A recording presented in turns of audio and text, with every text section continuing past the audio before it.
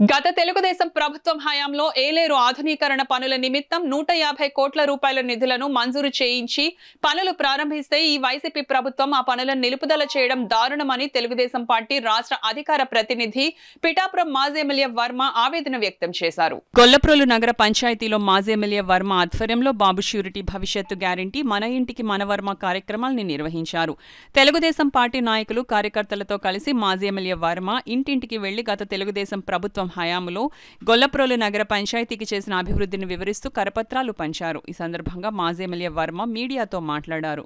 లోకేష్ గారి దృష్టిలో పెట్టాం, మళ్ళీ తెలుగుదేశం ప్రభుత్వం వచ్చాక ఇది చేస్తాం. ఇదే కాకుండా ఇక్కడ కాలనీలో మొత్తం అన్ని కాలనీలకు ఇప్పుడు చెప్పిన పేర్లన్నింటిలో కూడా సిమెంట్ రోడ్లు మా హయాంలోనే వేయడం జరిగింది. దీంతో పాటుగా మంచినీళ్ళు పైప్ లైన్లు, మంచినీళ్ళు స్కీమ్ కూడా 70 కోట్లు ఇవ్వడం జరిగింది.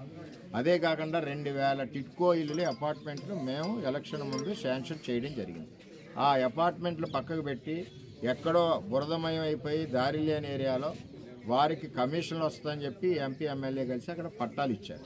ఆ పట్టాల దగ్గర పాములు జర్రులు, ఆఖరికి మంచినీళ్ళు లేవు, కరెంట్ లేదు, రోడ్లు లేవు. ఇది వీళ్ళ యొక్క 5 సంవత్సరాల పరిపాలన పరిస్థితి. మరి ఈ 5 సంవత్సరాల్లో చాలా వెనకబడి ఉంది. మొన్న పంటలు పండకపోతే మేము కలెక్టర్ గారి రిప్రజెంటేషన్ ఇచ్చి 4000 ఎకరాలకి నీరు తెచ్చాం. ఎప్పుడు రైతుల పక్షాన ఉన్నాం, పేదల పక్షాన ఉన్నాం.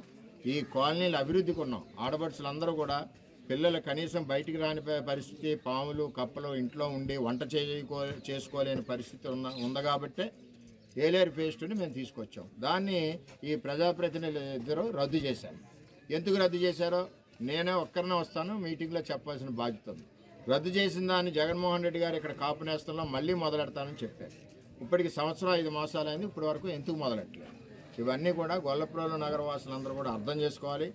మన గురించి తెచ్చిన ప్రాజెక్టు, మన ఆడబడుచుల గురించి తెచ్చిన ప్రాజెక్టుని వీళ్ళు క్యాన్సిల్ చేయడం ఎంతవరకు న్యాయం అన్నది మీరు అర్థం చేసుకోవాలి. నేను అందరిలాగా కష్టాల్లో ఉన్నప్పుడు ఎప్పుడూ కూడా ఓడిపోయినా సరే ప్రజల కష్టాల్లో ఉన్నా, కరోనా టైంలో ప్రజలతోటే ఉన్నా.